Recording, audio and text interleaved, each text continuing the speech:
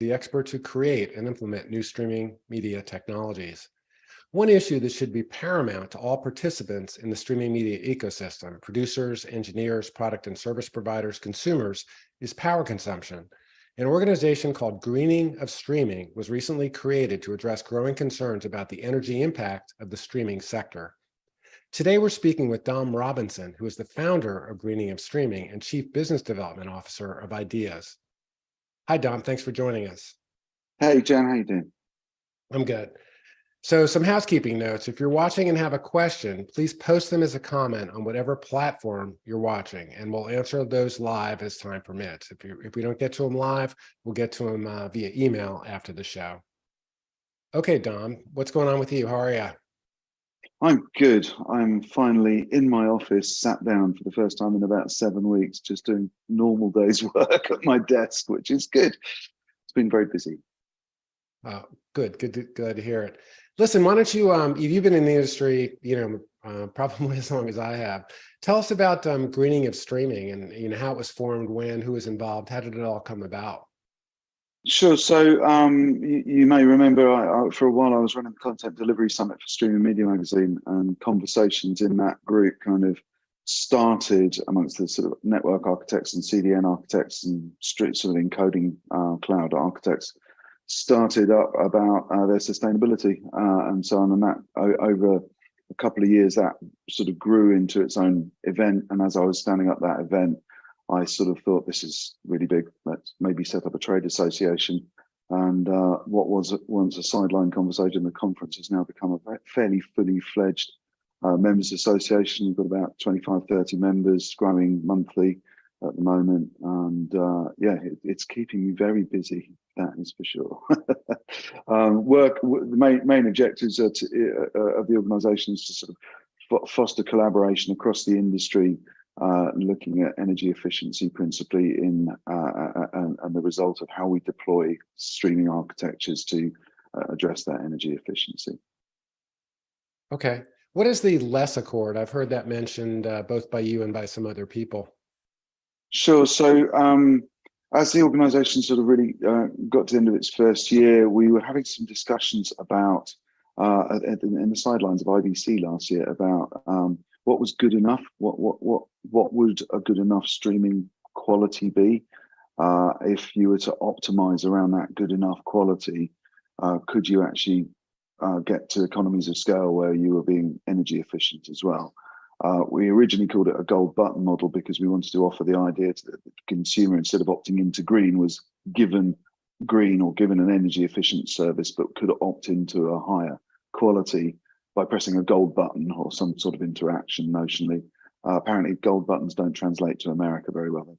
Apparently you get gold buttons for winning spelling bees. So we decided to rebrand it to the Low Energy Sustainable Streaming Accord, which has the catchy title LESS, and has sort of caught the imagination. So it's quite a mouthful to really explain what it's all about. But there are lots of silos of work across the industry looking at energy efficiency and sort of atomic scenarios of specific workflow processes. We're very concerned that we look at it systemically and that we're not just passing energy problems up and down the whole supply chain. And so the LESS Accord is an attempt to align everyone's thinking around specific areas of effort so that we can get all the best engineers to focus on the right problems and collectively and create some direction of travel for everyone together, rather than just lots of spidering and slightly random walks into the new innovation space of making streaming energy efficient. Can you give us an example of what you might reduce to reduce energy? I mean, are you talking resolution? Are you talking bit rate? You talking? I mean, what do you reduce to save energy and reduce quality by an allowed? That is the billion-dollar question at the moment. That there are lots of assumptions that it's as simple as reducing bitrate. There's also a lot of conflation about what you mean when you reduce bitrate. Reducing bitrate for somebody doing encoding work means something different to reducing bitrate when you're transmitting data across a network. Not in terms of bitrate is bitrate, but in terms of the effect it has on your power environment. So it's not as simple as reducing bitrate. One of the big experiments that we've been carrying out in what we call Working Group 4 has been looking at whether we can actually correlate energy bumps in operators' platforms with traffic bumps. And so far we've found very little correlation at all, which it makes it complicated when everybody's immediately sort of talking about this correlation between gigabytes and carbon or gigabytes and kilowatts. It certainly isn't a linear relationship, if there is a direct relationship at all in the transmission networks. And obviously, your world, more your world, the encoding world, obviously, if you're not encoding, you're not using power. If you're encoding, you're using power to some extent. And so there's definite volatility in encoding and decoding, and those ends we're paying particular attention to. But also we have hardware optimizations and strategies around how we use hardware resources on a sort of more macro scale that can make big differences as well. So we're exploring all those things at the moment. Yeah, one of the presentations I think you saw at Mile High with me was from a different organization that was looking at power on TV power consumption. So how do you, I know that there's some standards organizations looking at power consumption. How are you going to work with them? How's that all going to shake out? Yeah, so Greeting and Streaming is expressly not a standards organization. There's lots of them. They're very good at what they do. We would be, in their world, considered a user group. So we do have a working group within Greeting and Streaming specifically focusing on driving energy as a KPI into protocol and standards development. So by means of example, the pioneering project we're trying there is with the SVTA. They have their open caching system, and within open caching, there's a routing, or essentially a routing protocol called Capacity Insights. And what we're doing is we're exploring where we can find energy data sources, energy mix data sources, one of the places where we do talk about carbon, that we can feed into the decision-making tree. So, anecdotally, if you're in Iceland trying to decide which cache you're going to pull a piece of content from, whether it's London or New York, everything's equal in price of performance, but the New York cache is solar powered and the London one's fossil powered, then it might be interesting to weight the load and the demand onto that New York cache. Of course, at this stage, that's moot as to whether it would save any energy, but we might be able to determine its use by energy mix, the input into the system that's hosting those caches, or whatever it may be.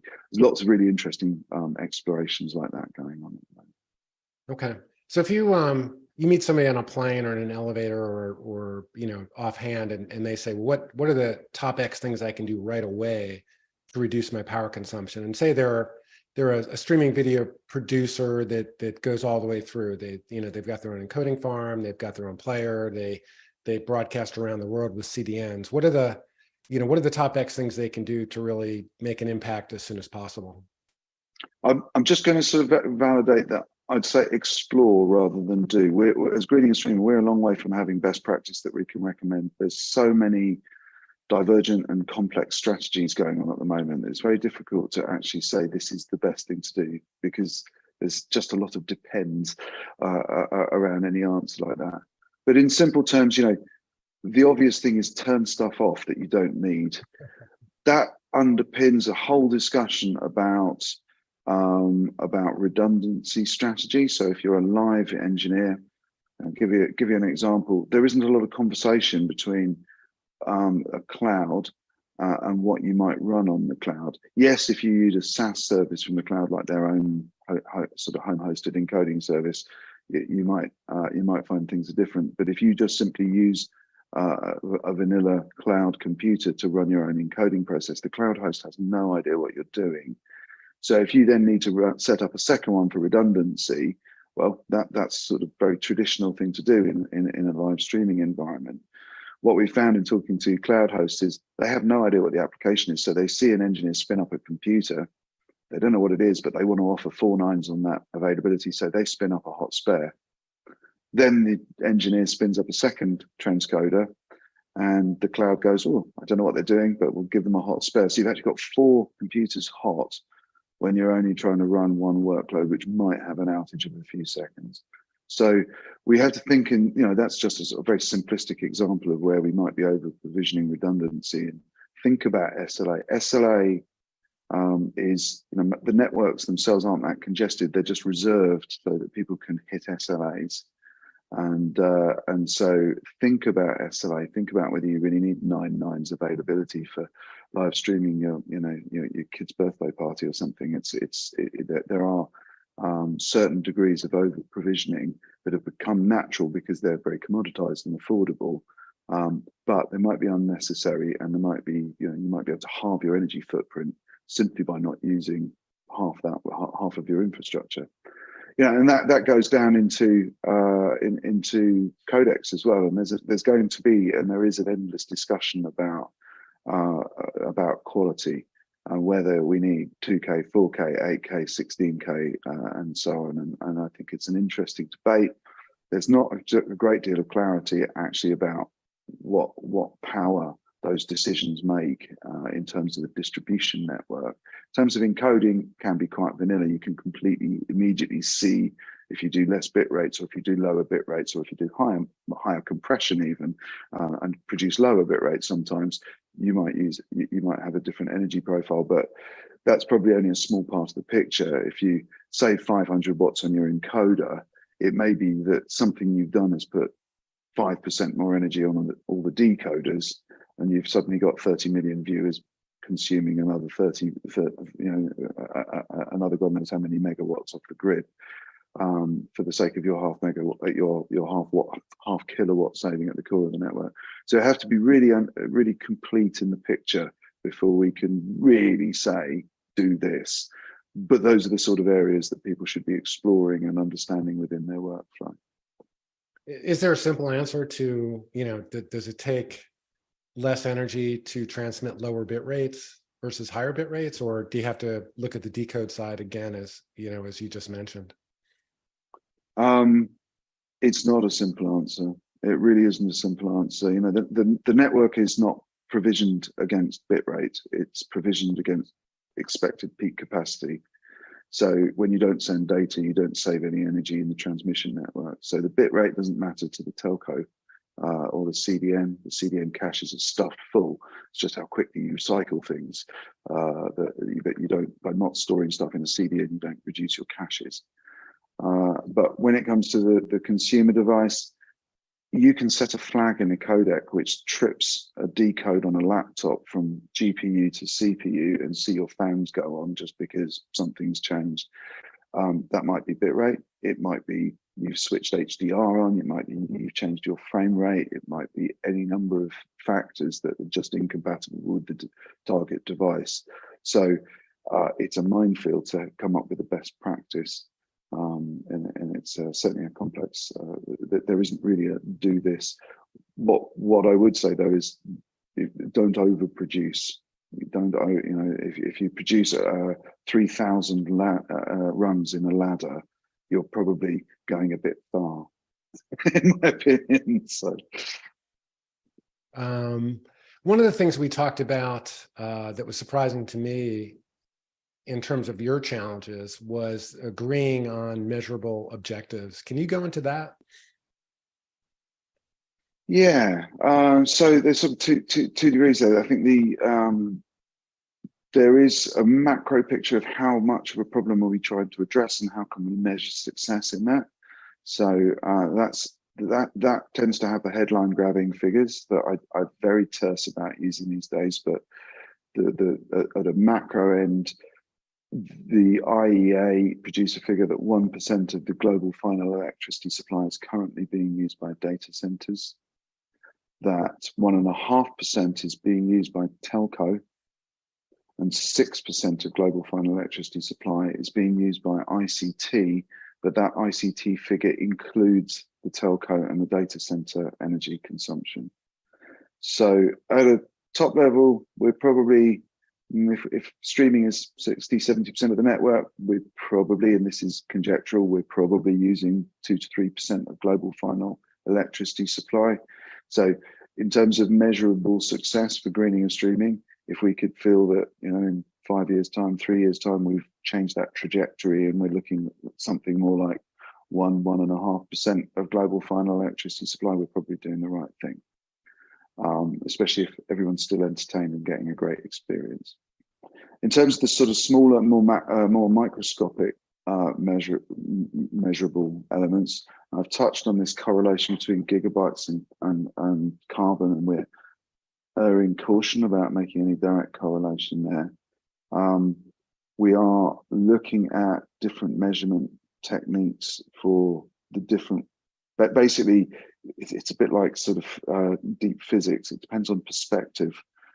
If you measure a system that's used by many different shared services, you have to try to work out how you can report on any one of those services in terms of its energy. And the models vary extensively. We are tending to try to take global sort of top level systems energy, i.e. comparable to what your electricity supplier would be billing you, and look for fluctuations in that based on load. So that encompasses a lot of the baseline energy, which is really being burnt in order to make streaming possible. The problem comes when you want to really say, well, how much did my stream use through that system?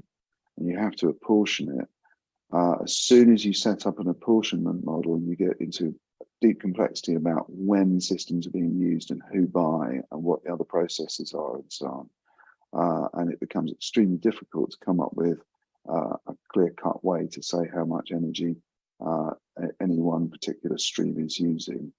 It might be a different exercise than one we're kicking around in one of our projects that's come out of the Lessicord, to explore what Will Law kindly nicknamed the breadcrumb model, where as a file passes through an encoder, you kind of put a meter in the file and you start the clock, reading the kilowatt hours as you start the encode, and you read it again at the end of the encode. And even if there's other encoding processes going on, that is the energy that's being used in creating that file. You record that increment of kilowatt hours. As it moves into storage, you repeat the process and add it. And so by the time the file gets to its destination, you've got a sort of cumulative clock of how much energy has actually been consumed by the computers that have got that file to you. The problem is, if you have two files that come in parallel through that workflow, they're going to accumulate the energy twice. So it's going to give a very skewed picture of what we think the energy going into the system is. So perspective is complicated. And it means that there's no one simple answer. Yeah, one of the things that you've spoken about here, and we spoke about in our meeting, was the whole measuring the systemic load. Can you load that image that you had? Yeah. And I'm not sure how well it's going to show up in the Zoom, but I think you've been talking about how challenging it is, and I think that was a great illustration of exactly what you're talking about. So why don't you assume that people can see the outline, but not the detail, and just take 2 minutes and walk through this. I think I can zoom in a little bit like that as well. So yeah, so basically, when once we'd formed the group and we were having our first meetings to talk about what the group wanted to form as working groups, I'd been reading a lot of the science which was trying to relate streaming to climate science. And one of the things that stood out is I didn't feel people had a complete picture of what was going on. And so the first thing I thought was useful was to do an exercise where I redrew a live stream, as I've looked after for 30 years now, from the perspective of every box that might go wrong, that might break the link, i.e. if I didn't have an internet, what boxes would I need to plug in to recreate a single point-to-point live stream? So that's what this diagram sort of seeks to represent. So, and it also separates it into things like network layers. People talk about layer 3 and layer 4. This is kind of the network layer view. I've also sort of sectioned it as we go along, so you can look at where people are talking about contribution feeds or access loops or whatever. Some of the terminology is matched against those different stages of the network as we go right through. So following from the top left, where we've got usually 2 encoders, I drew 2 to emphasize that it's usually a dual path. You're feeding into typically maybe straight into some sort of system. Sometimes you're feeding into some sort of local digital asset management process, into switches, out of your router, into your first mile, if you like, up to your local exchange. You might go through some authentication up in layer 4. and then you go all the way up into the core exchange, where you might encounter something. I drew this box on because I think it's probably best explained if you think of a point of aggregation like maybe YouTube Live's hub or a point of origin. Notionally that's a point of origin, and then that feeds into your CDN. Obviously, that would normally be a big cloud. But in order to stream in and out of CDN, potentially you might be able to hit the local edge and bounce back out of just one box. So keeping things to a minimum, the network carries on. You might have your exchange caching. You might even have some much deeper caching in the system. And then if I just move the video window right over on the right-hand side, you're into the access loop. Now, it's funny, a lot of people who are involved in greening and streaming and beyond, I don't think they'd seen it really drawn out as a physical map before and thought about it in those terms. That's what it looks like behind the code when it all gets delivered. And though that gives some idea of the amount of kit that's actually getting the stream from A to B when you actually include layer 2 in the internet, the physical layer underneath the internet. The things that I think, one of the things that's really important about this diagram is on the right-hand side, that last mile router and the set-top box highlighted in orange, the kind of the thing that's going to do the donkey work of decoding in the facility or in the home. That orange box goes on and off. It's probably on, if it's a domestic box, maybe 4 hours a day or something. But everything else pretty much, maybe the display goes off, but everything else pretty much stays on 24/7. So if you start to look at the energy involved, everything else is you're taking the integral over time, so it's on a lot of the time relative to the set-top box. The set-top box is probably computationally doing more work than anything in the network, apart from maybe if there's some transcoding going on in some of these early stages, but that's not really what we were trying to represent in this. It's more of a true internet end-to-end model here. So really, the compute cycles are going on in the encoder and the decoder, but everything else is on, and also everything else is on and quite scaled up. So, for example, here where I am, outside my home, the first amplifier at the top of the telegraph pole, which splits my copper line from me and my neighbours, that's running 400 watts, and then the first cabinet's running a kilowatt at least, depending on how many ports they put in it. So you start to rack up quite a lot of energy in that infrastructure, although it's shared, I take the point, but in terms of proportionality for a single user, really the weight of the energy is off on the left here into the core of the network. I don't know if that helped or confused there, Jan. Why don't you close that? Yeah. So you've described this, I'll call it a big elephant. I mean, how do you take a first bite? How do you approach it to start making progress? So, again, returning back to the lexical, in fact, if I'm going to share something again, if it's all right, because I think this is the right time to talk about it. After reaching out to a lot of the industry over the last few months to try to get the gut feel from the engineers and find out what their intuition is, we've sort of distilled. Nice that this is in green. Nice that this is in green. I appreciate that. It's thematic these days, I'm afraid. But hence the hat, But so after talking to a really broad cross section of the industry's engineers about what their intuition is, about where they think the energy savings might be, one of the key ones is summarized there as our intelligent distribution model shifting. So it's a bit of a mouthful, but we have these camps of unicast and multicast. So networks are using their energy for their in capacity, and the capacity is provisioned to cater for their largest peaks. So anything that can help mitigate those peaks is useful, and those peaks are almost invariably big live, typically football games or sports events.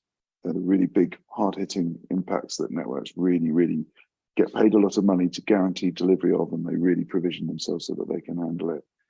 But there's these models like multicast and even peer-to-peer, which appear every now and then and purport to be able to scale live streaming much more efficiently. Now, efficiency is a big moot word. Efficiency in data, efficiency in economics, and efficiency in energy are three related but not connected things.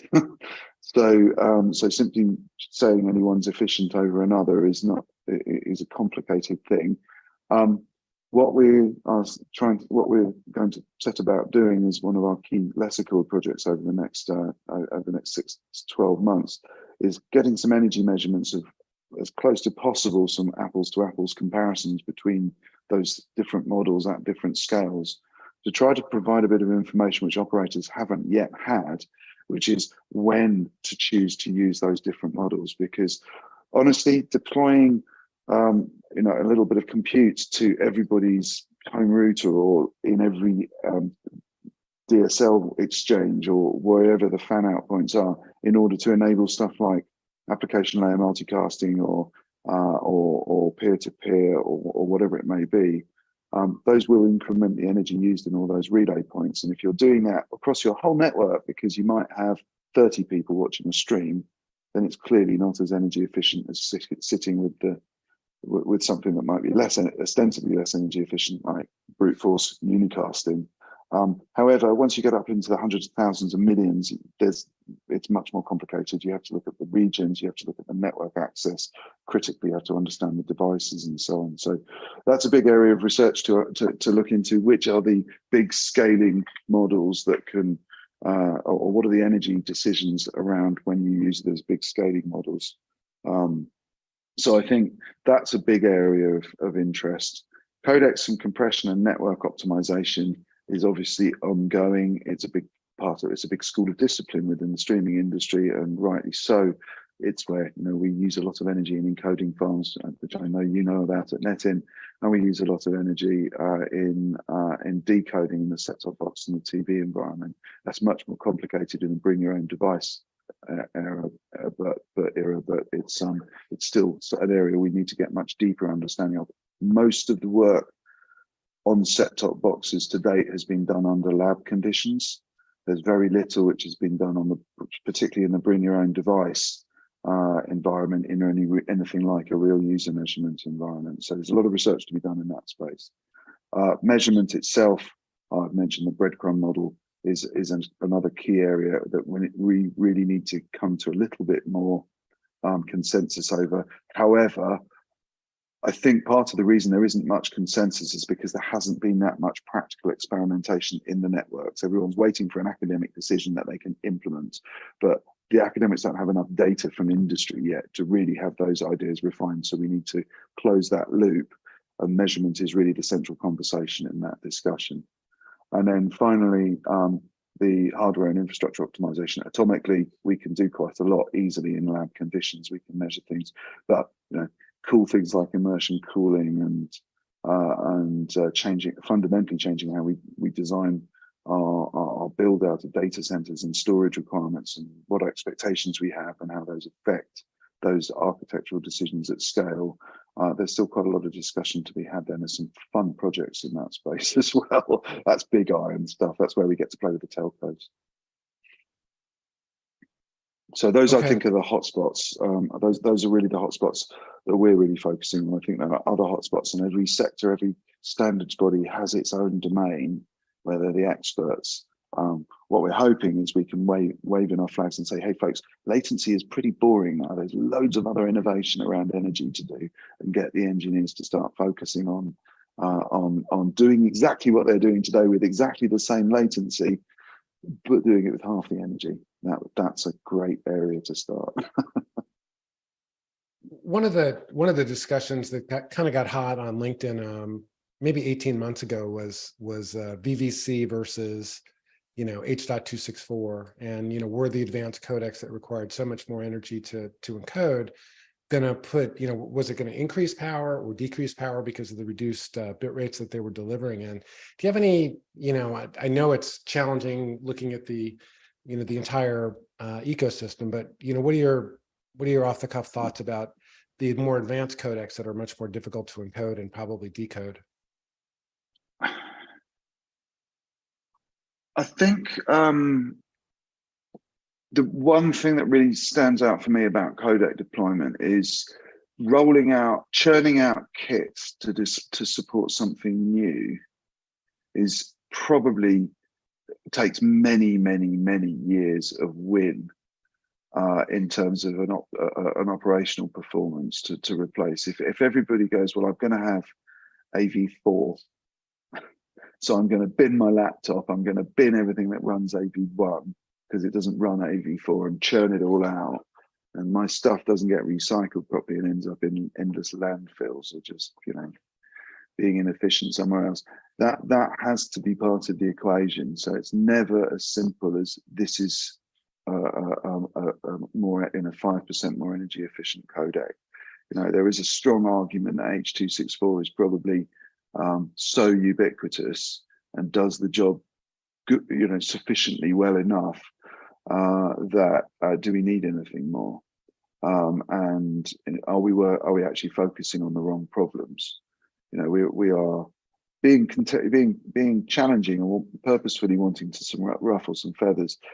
Is the return on investment into codecs really worth it when we could be investing in energy efficiency? Yeah, I'm reminded of looking at buying an electric car and someone saying the best thing you can do to save electricity is to keep using your own car and not buy a new one. Correct. One of the biggest, we could sidetrack into that, but buying a 2.5-ton SUV electric hasn't really saved the problem. You've probably used half the planet in building the car itself. So we have to think about those embedded emissions. Although Green and Stream doesn't talk about carbon, we have hardware vendors and hard chip manufacturers and tin infrastructure providers in all our working groups, and they're constantly sitting there thinking about the physical resource, because it's a very complicated argument as well. And one of the most subtle ones is actually driving. There is an argument that driving more bandwidth onto the networks drives innovation, and at different stages of innovation, we can get exponentially more efficient with real terms reductions in power. So, and this, you can see it in fiber networks at the moment. As you go from one generation of fiber to another, you're quite often getting 100-fold increase in capacity, and in real terms, a 0.75 reduction in power. So the question becomes, how quickly can you migrate everyone off the old stuff and recycle the old tin? Whereas, which means you need traffic to drive the economy to invest in that churn, and you'll actually reduce the energy, even though the capacity will go up. It's not following Jevons paradox in its simplest way. Normally, like 4G to 5G, we've actually had a real terms increase in power of about 4-fold, and no traffic's moved into the 5G network. So we've got a potentially more efficient network, but there's nothing going on. So the efficiency's not really valid until we're at, basically 100% utilization, or at least comparable utilization to the previous network, at which point today we're just investing more power and not really getting any gains. So I think those innovation cycles themselves are not non-simplistic, and churning codecs, if you can massively reduce the power in your data center, that's probably a good thing. But if your data center is consuming 30 megawatts, but you've just put 150 megawatts on everyone's decoding because of all those little set-top boxes working that much harder or having to be binned and replaced, you've got to think hard about that. One of the things we talked about in our planning meeting was a player control that a consumer would have that would increase the quality at an increased cost. Could you go into that? Is that something that's soon to be appearing, is appearing now, is kind of on the long-term roadmap? Yeah, so I think that's referring really to the gold button idea that we were talking about. So this is the idea that it's probably worth sort of going a little bit more specific into the human side of that. Last summer, when we did our sort of public launch over here, we did a survey around that to find out how much the consumer was aware that streaming used energy, and in that awareness, whether they felt empowered to act or to do anything about it.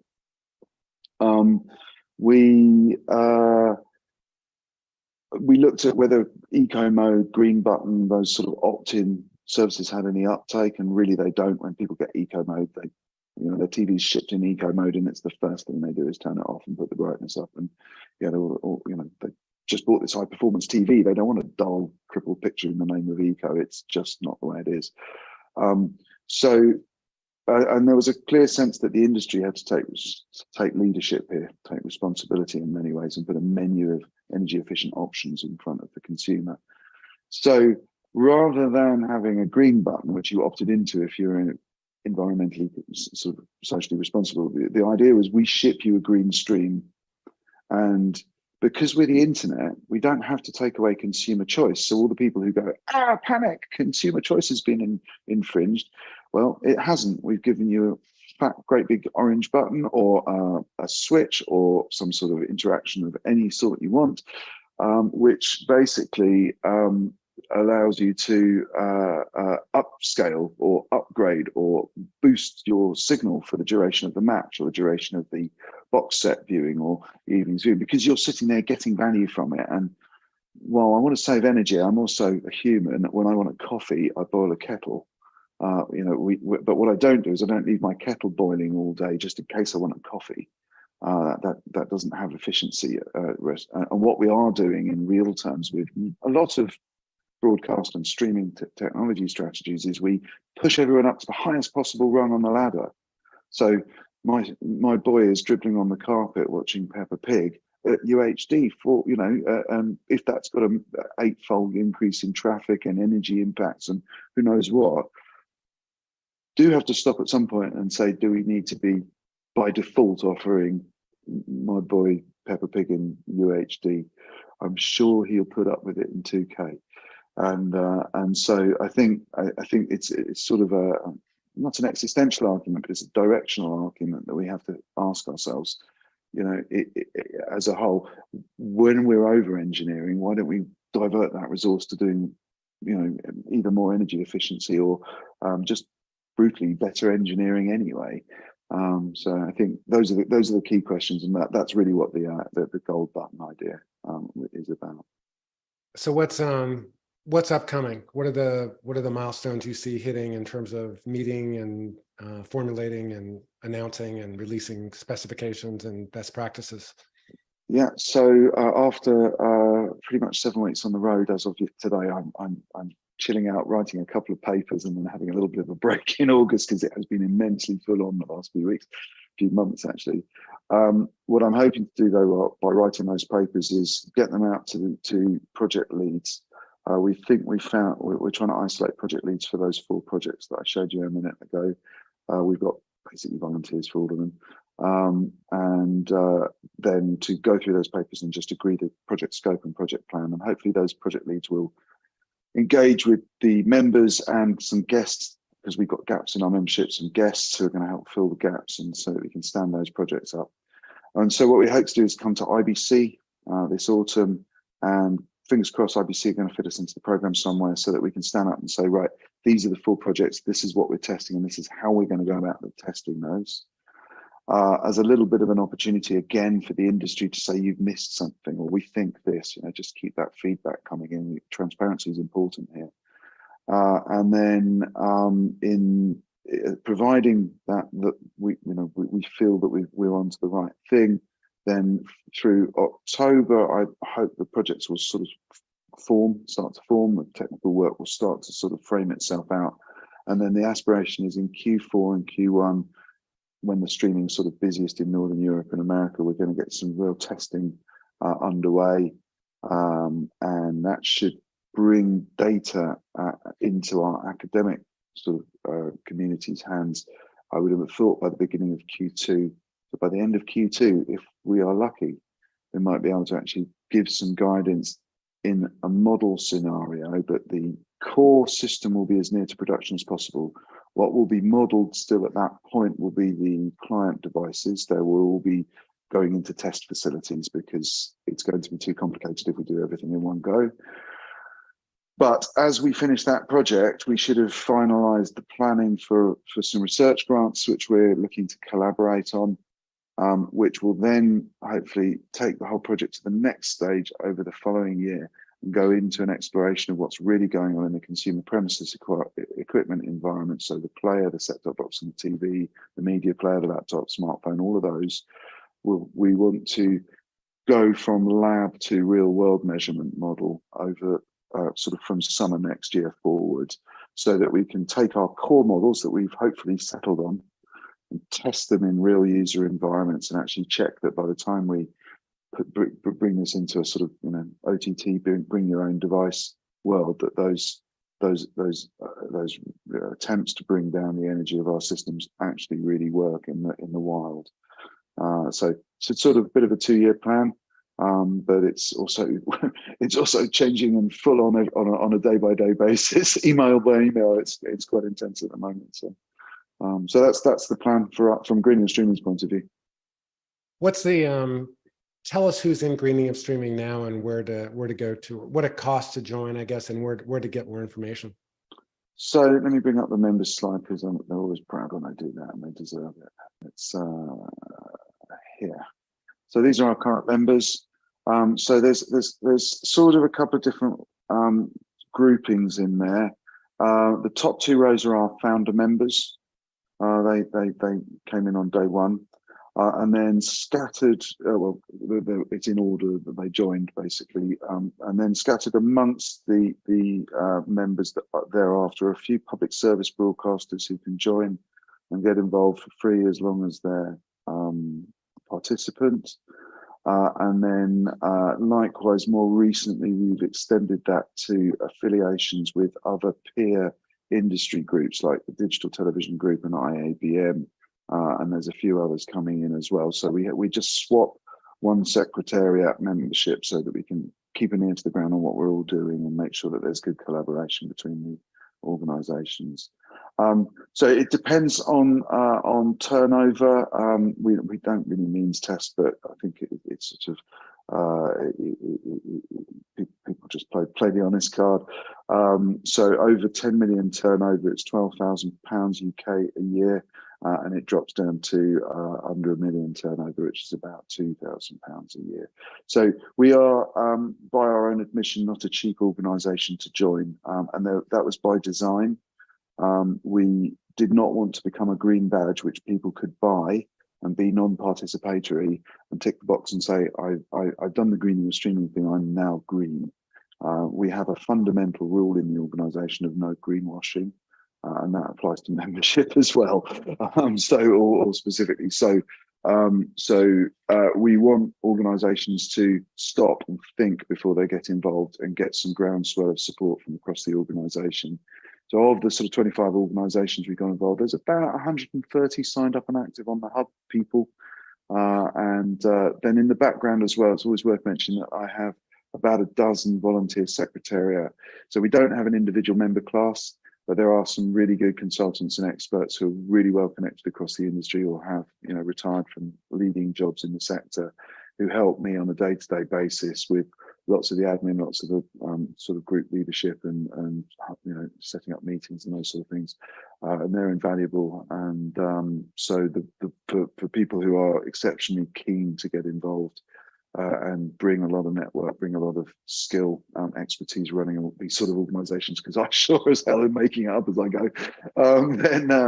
Then I do welcome people interested in getting involved in the secretariat, but I do ask you to do stuff for it.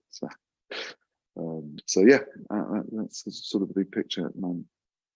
So I guess on a personal note, how are you? You know, Ideas is launching their first product or their first major product, North. Now, how are you balancing?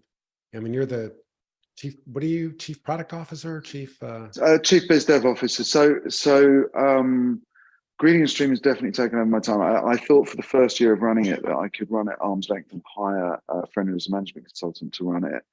And he did a really good job, but he didn't know the sector. And so there was so much referral back to me that we had to make a bit of a decision last year. And part of my role with Ideas used to be our marketing. And we used to take a bit of a black ops, sort of special ops approach to finding really specialized big scaled up live streaming platforms in the fintech and sports arena to help.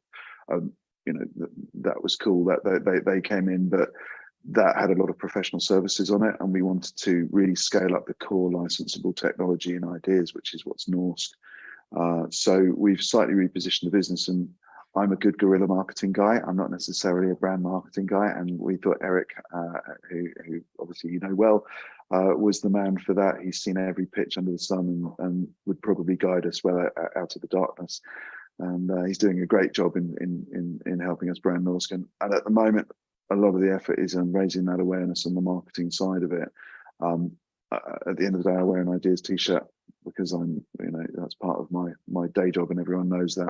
Ideas is a member just as much as the other contributors to Greening and Streaming are members. I happen to wear the hat of running it at the moment because we've kicked it off, and that's the way the cookies crumbled at the moment. But it is a members-led organisation, and we will be looking to sort of make sure that I'm not dictator in chief and not letting anyone else have a go in due course. So I fully expect to return to Ideas over time, but at the moment, Greening and Streaming, I have the capacity 4 days a week to be doing Greening and Streaming and keep my eye on the biz dev as we starting to build out our new product set. It is full on. It is very, very. I really thought Greening and Streaming was going to be a sideline conversation.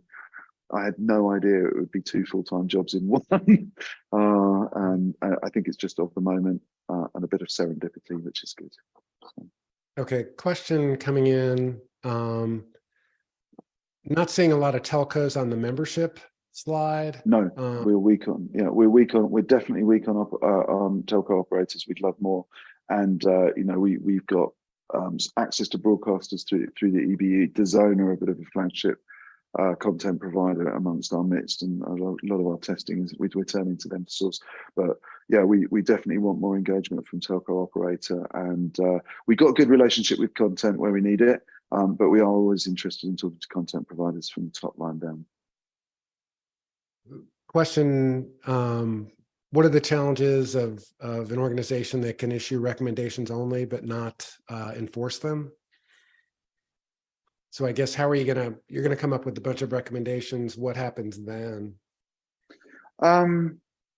So I think in practice, you can't really enforce technical standards anyway. So I don't even think of the standards body as being enforcers. Maybe they protect patents and stop people deploying things. But I've never really thought you can force standards down people's throat unless you're sort of Apple and you decide HLS is the way the world and so on.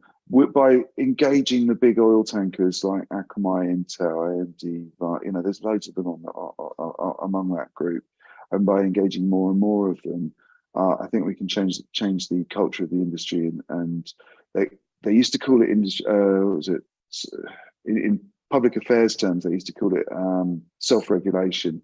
That term tends to be favoured more by, or the term industry-led reform tends to actually be more favoured. And Greening and Streaming definitely wants to lead the engineers to think in a better way. I don't think they need to be told what to do. Most engineers I know are intelligent and they love a problem, even if they're nutcase climate deniers. In practical terms, they also like making profits. So we sit on the fence with that in practical terms. If you're all about lowering your bottom line by reducing energy, then fine, Greening and Streaming is for you. If you're all about saving the environment by reducing energy, then fine, Greening and Streaming is for you. Doesn't really matter. We can't force it on anyone, but what we can do is make the culture of the industry sit there and go, do you know what? That's really energy inefficient. I'm not going to tell the boss we can do that. And that sort of direct action from the engineering floor will change things very directly. So. Okay, let's hope. Certainly, it's a worthwhile cause. Couldn't have a better leader for at least the initiation phase of it. And yeah, I'm sure everyone will get tired of me soon. I'm sure. I appreciate you taking time out of your busy dual. No, not at all. This is my busy job, so this is a pleasure. Yeah. Okay, cool. Good to see you again, and we'll be talking, I'm sure, in the near term. Thanks for joining us, Tom. Always a pleasure, Tim. Speak soon. Take care.